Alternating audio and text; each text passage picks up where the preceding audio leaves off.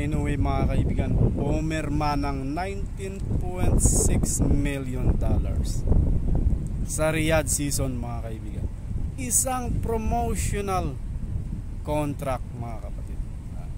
Hindi pa siya lalaban, magpo-promote lang ng boxing mga kaibigan. Riyadh season.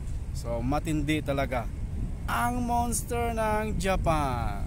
So ganon talaga mga kaibigan, kapag focus ka sa iyong goal, sa iyong profession mga kapatid, ganon talaga mangyayari. At saka kapag nasa tamang promotion ka, at saka sa mga tamang tao ang iyong mga kasama pagdating sa business mga kaibigan. So ganon lang yon sa mga Filipino fighter natin mga kapatid. Focus on your goal, train hard, at saka be with the right people.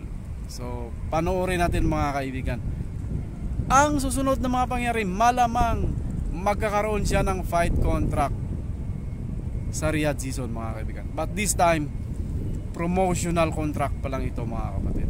So hindi pa siya lalaban. Kalain mo yan, hindi pa siya lalaban. $19.6 million mga kaibigan.